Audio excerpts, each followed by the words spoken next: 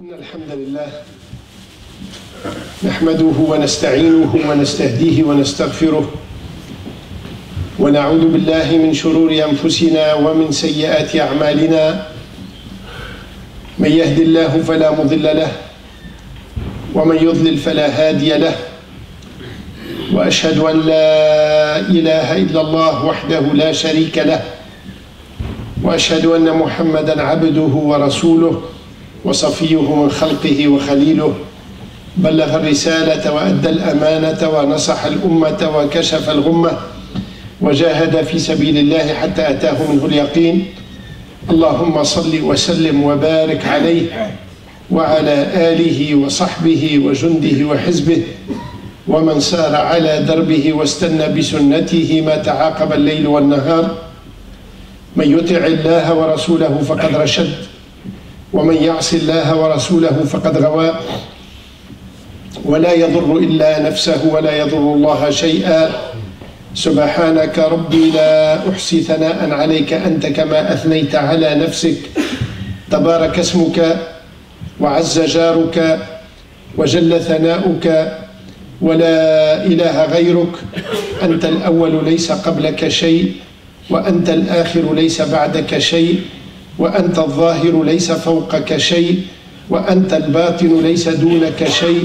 تعلم خائنة الأعين وما تخفي الصدور. عباد الله، عليكم بتقوى الله جل وعلا وكثرة مخافته والرجوع واللجوء إليه والانتباه من يوم العرض عليه، فقد نبهنا جل وعلا إلى ذلك كله في كتابه الكريم، حيث يقول مثلا بعد أعوذ بالله من الشيطان الرجيم: بسم الله الرحمن الرحيم. يا أيها الناس اتقوا ربكم الذي خلقكم من نفس واحدة وخلق منها زوجها وبث منهما رجالا كثيرا ونساء واتقوا الله الذي تساءلون به والأرحام إن الله كان عليكم رقيبا. وحيث يقول أيضا: يا أيها الذين آمنوا اتقوا الله وقولوا قولا سديدا يصلح لكم أعمالكم ويغفر لكم ذنوبكم ومن يطع الله ورسوله فقد فاز فوزا عظيما. نسأل الله جل وعلا أن يجعلنا من أهل الإيمان ومن أهل الصدق ومن أهل العمل الصالح ومن أهل الفوز والفلاح والنجاة في الدنيا والآخرة. أما بعد، أحد إخواننا معنا له ابنة معاقة. هذا الأخ سعى أن يرتب منزله حتى أنه يكون عنده هذا الطريق الذي منحدر مثل الذي أمام المسجد هنا، حتى يدخل من خلاله مع ابنته اللي في عربة، حيحطها في العربة وتستطيع بهذا الأسلوب أن تدخل إلى المنزل.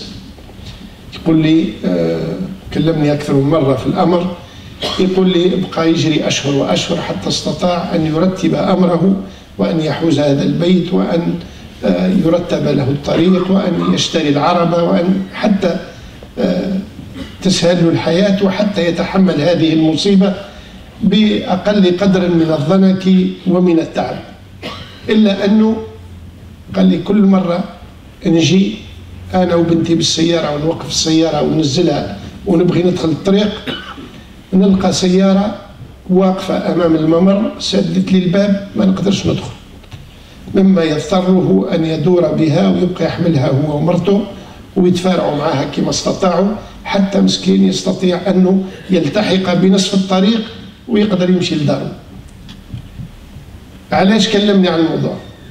قال لي لأنه الذين يسدون الطريق سيارات إخواننا. يسكن في أحد الأحياء هنا في بوتي، لا داعي لذكر المكان. يقول لي ما عمري نلقى واحد ماهوش مسلم سد الطريق. يقول لي ما يجيو ويسدوا الطريق إلا أبناء جلدتنا وإخواننا في العقيدة والدين. للأسف الشديد أيها الإخوة، هذا النوع من التصرفات الذي من خلاله نفسي نفسي ولا أهتم بغيري، راه عقلية متخلفة اجتماعيا ولا يقبلها ديننا.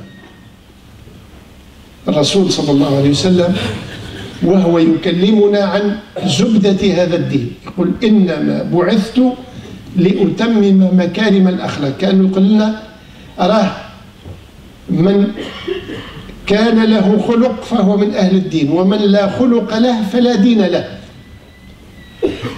ما معنى الخلق؟ هو التعامل مع الناس، هو كيف تتعامل مع غيرك، كيف تحرص على الخير للآخر، لا تقول إلا كلمة تقع طيبة في نفوس الآخرين، لا تتصرف تصرفا إلا فيه خير لك وللآخرين. لكن أنك لا تنظر إلى غيرك ويعنيك نفسك، فهذا تصرف يبين أن صاحبه للأسف الشديد في حياته هو عايش مع الناس لا مجال لما يوصيه به دينه في التعامل مع الناس. يعني هنا مسلمين ونقول لا إله إلا الله ونجي نصلي في الجامع، مش كلنا على كل حال، نتكلم عن من يقع في هذه الأخطاء وكثير منا يقع فيها. أنه بغى يوقف سيارته في بلاصة ما يعنيش هذيك خاصة بالمعاقين ولا مش خاصة، أنه يسد باب ما يسدش باب، يسد الطريق ما يسدش الطريق، مسموح ما مسموحش، يوقف ونجا. علاش؟ لأنه يعني غير نفسه كيف يستجيب لحاجته دون النظر إلى مشاكل الآخرين وحويجهم. يا أخوانا الإنسان اللي يعيش إعاقة ولا عنده واحد في أهله إعاقة راه مصيبة تنزل عليه يعيشها صباحا مساء في كل لحظة، وهو يحس بثقلها ووزنها، لأنه في كل تحرك إلا وهذيك الإعاقة تنصب عليه.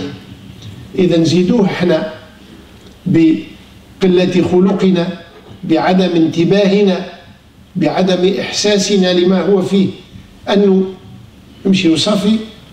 الحقيقة هذا لا يليق بنا ولا بديننا. وكيف نكون رسلا لهذا الدين إذا كان الواحد منا يتصرف تصرفات لا ينتبه إليه.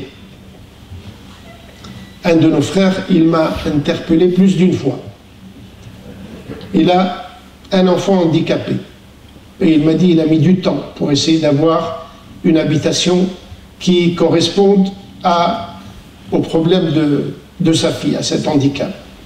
Et puis on lui a arrangé une pente pour qu'il puisse accéder. Et puis il a pu obtenir un fauteuil roulant. Bref, il a pu s'organiser pour essayer de vivre avec le moins de pénibilité possible cette situation qui en elle-même est un drame.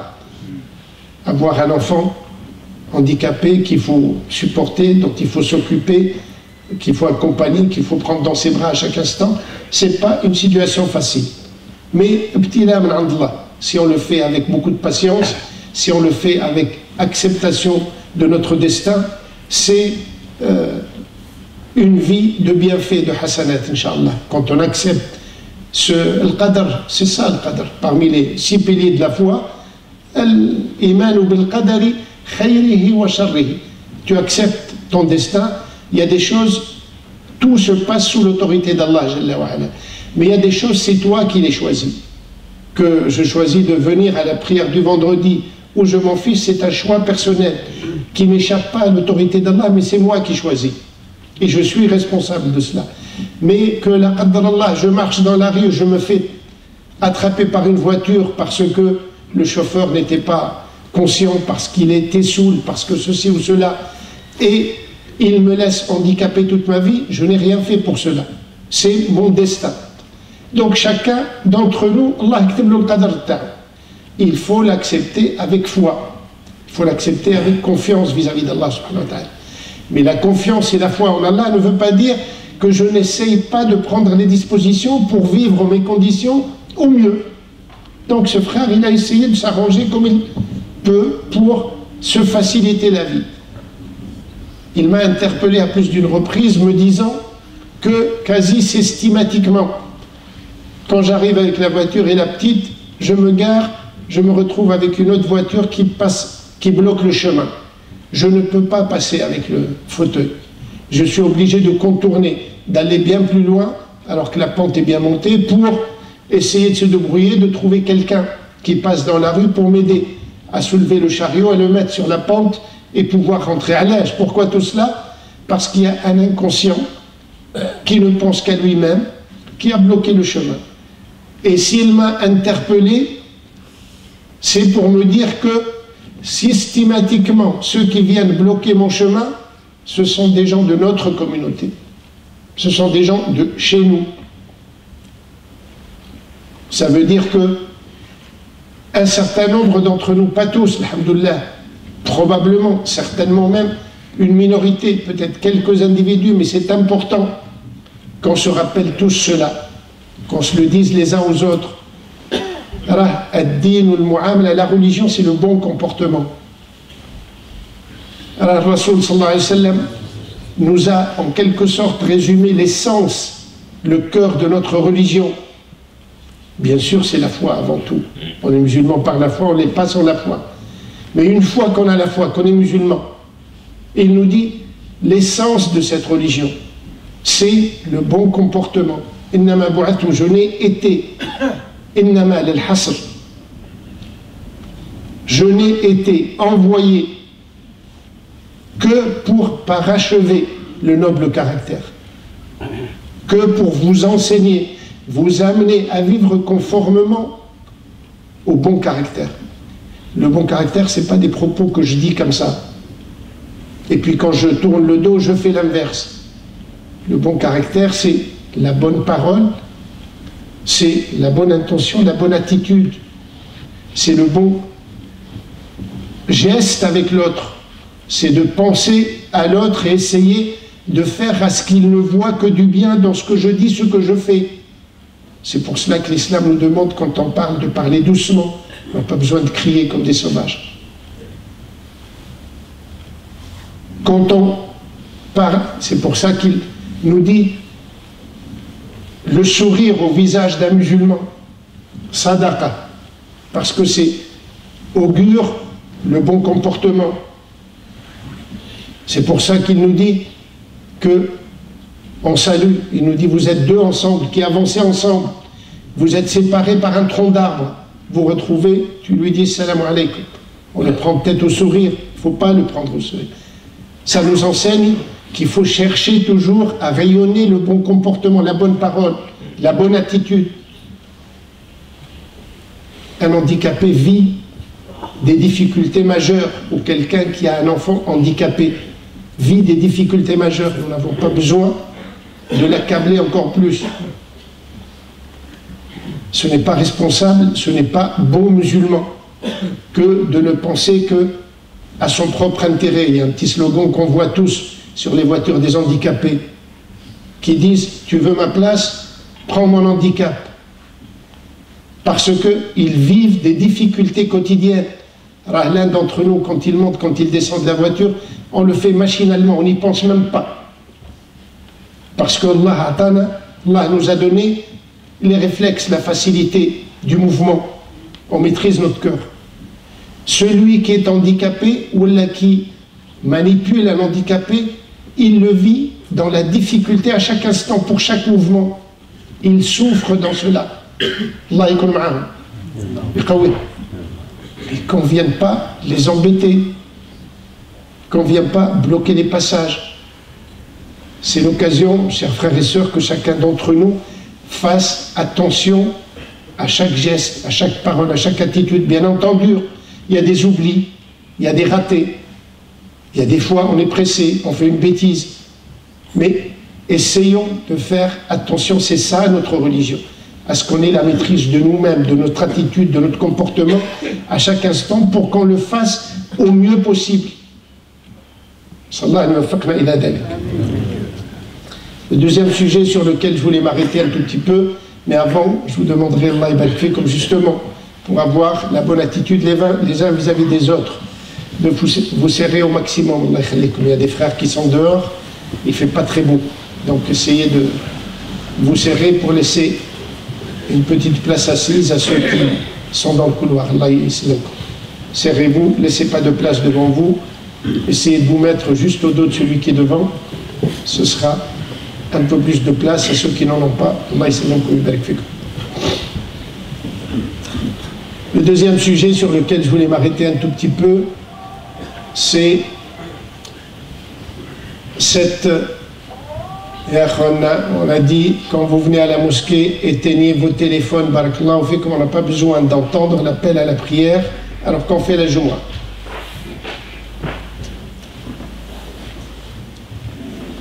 Donc le deuxième sujet sur lequel je voulais m'arrêter, c'est cet attentat monstrueux qu'il y a eu à Tunis il y a 2 jours. C'est encore un autre attentat qui a fauché plus d'une vingtaine de personnes, 21 personnes semble-t-il, qui a laissé plus de 40 blessés, qui a semé la terreur dans une grande ville, dans un pays, et qui est en train de déstabiliser un pays et un peuple. On en a eu avant, ici en France. On en a malheureusement dans les pays musulmans quasi quotidiennement. Dans l'Irak ou en Syrie, vous avez des attentats comme ça qui déchiquetent des dizaines et des dizaines, quasiment tous les jours. Et ceux qui sont victimes de ces attentats, c'est des gens comme vous et moi, des pauvres gens qui n'ont rien à voir avec tout ce que ces gens-là peuvent prétendre. C'est des gens musulmans ou non musulmans qui étaient de passage dans cet endroit-là et qui subissent les atrocités. Cette vingtaine de victimes sont quasiment d'une dizaine de nationalités. J'écoutais à une des radios hier une fille qui pleure son papa, elle a dit il n'a jamais pris de vacances, jamais. Elle a dit c'est la première fois qu'on lui a payé un voyage, une croisière en bateau. Il était heureux de sortir pour une fois, il a travaillé toute sa vie. Et là il était en congé, ils lui ont offert cette croisière. Kafir, d'accord, il n'est pas musulman. C'est pas parce qu'il n'est pas musulman que c'est de la bétail. C'est pas parce qu'il n'est pas musulman que sa vie peut être fauchée. On a laissé un verset affiché ici sur la mosquée pendant des jours et des jours après les agressions qu'on a reçues, dans lesquelles Allah Jalla wa Ala nous dit Man qatala nafsan bighayri nafsin aw fasadin fil ard faka'annama qatala an-nas jami'a. Est-ce que les gens ne pensent pas à cela?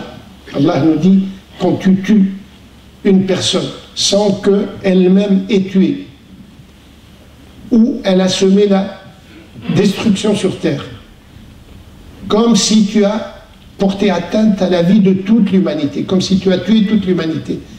Est-ce que ceux qui prennent des armes et puis qui commencent à arroser les gens ne pensent pas à la monstruosité de ce qu'ils font, à ces innocents qui sont en train de faucher? Un non-musulman peut être innocent. C'est pas parce qu'il est non-musulman que sa vie vaut zéro. C'est un être humain à part entière. Rabbi Jalla wa Ala nous dit وَلَقَدْ كَرَّمْنَا بَنِي آدَمَ. C'est l'être humain qu'Allah a honoré. Quand tu es musulman, c'est pour toi. Tu gagnes le paradis. Tu trouves le chemin de la piété, de la droiture ici-bas et de la réussite dans l'au-delà. Tu seras mieux auprès d'Allah Jalla wa Ala. Inna akramakum inda Allahi atqakum. Parce que tu as trouvé le chemin de la droiture. Mais un être humain, quel qu'il soit, quelle que soit sa foi, quelle que soit sa religion, quel que soit son comportement, est respectable pour sa qualité d'être humain. Après, on peut détester son comportement. Et malheureusement, ces gens qui font cela, qui c'est qui a réclamé cet attentat et qui réclame ces attentats? L'État islamique, toujours au nom de l'islam, comme on fait cela. Allah yahdihim, Inch'Allah, qu'Allah ouvre la tête, l'esprit, les cœurs à ces gens qui sont aveuglés par je ne sais quoi. Si c'est la volonté de défendre les musulmans, nous sommes tous dans la volonté de défendre les musulmans. Et défendre les musulmans ne veut pas dire attenter à la vie de personnes innocentes. Défendre les Palestiniens, défendre les enfants syriens, ça ne veut pas dire aller arroser avec des balles des personnes qui n'ont rien à voir avec le destin de ces gens-là. Venir frapper aveuglément dans un pays quelconque, des gens quelconques, ça ne peut pas ressortir de l'islam. J'ai eu quelques échos de certains de nos frères, je ne parle pas de cet acte, mais en général, quand ils voient ces gens-là faire des attentats, dire oui, mais il y a de quoi. Il faut qu'on pèse nos actions, nos attitudes, et les actions et les attitudes des autres par la balance de l'islam, pas par l'émotion, pas par ce que je décide moi comme étant bon ou mauvais. Al-khayr ou shar, salah ou al-fasad, les choses bonnes et mauvaises, c'est Allah qui nous les met, qui nous définit ça, tu peux le faire, ça, tu ne le fais pas. Si on te laisse toi-même divaguer et choisir ce que tu penses être bon et mauvais, tu peux prendre une mauvaise route. Tu peux inverser les choses. Et la chose bonne, tu la vois mauvaise et vice-versa. Allah yaqul la qatl al-nafs la yajouz haram. Et même s'il faut, c'est pas toi, c'est l'État qui, pour rendre la justice, va ordonner l'exécution de quelqu'un parce qu'il a tué quelqu'un, par exemple. Mais ce n'est pas l'individu qui se décrète en droit de pouvoir assassiner quelqu'un, quel que soit le comportement de ce quelqu'un. Sinon, alors, il n'y aura plus de sécurité dans la vie. Si chacun d'entre nous, parce qu'il se considère en droit d'agir, il agit comme il veut, il n'y a plus de vie possible entre les humains. Je ne le dis pas à ceux-là parce qu'ils ne m'entendent pas, je le dis à nous, pour qu'on n'ait pas des attitudes de complaisance en disant oui, mais peut-être ça se justifie. L'assassinat haram, c'est la pire des monstruosités. Ba'd al-kufr,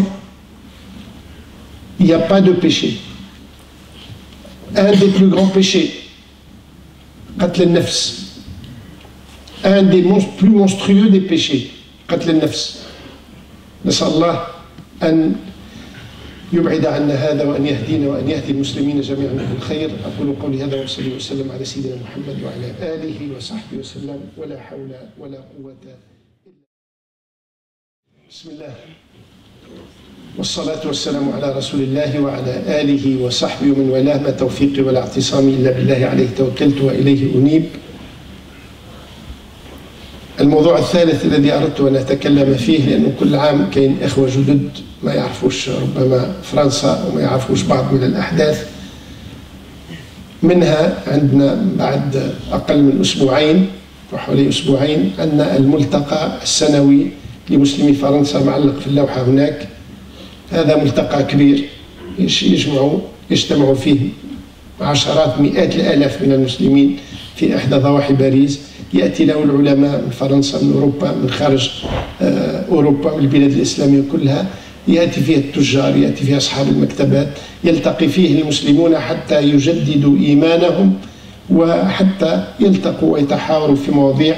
موضوع هذه السنة موضوع مهم طيب، يعني ترق له النفس، وهو محمد رسول الله، أو هو جزء من آية وما أرسلناك إلا رحمة للعالمين، حتى يبين أن رسول الله صلى الله عليه وسلم هذا الذي يتكلم عنه المستهزئون بأقوال سيئة بشعة هو خير البشرية وهو سيد الأنبياء.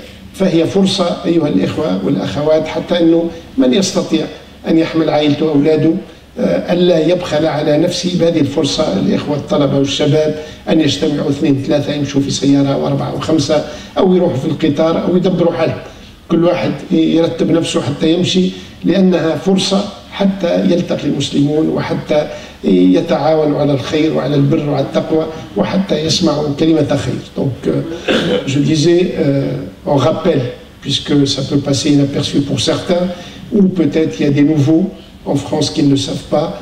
Tous les ans, il y a une très grande rencontre à Paris qui s'appelle le Rassemblement annuel des musulmans de France. Ça se passe au Bourget, dans la banlieue de Paris.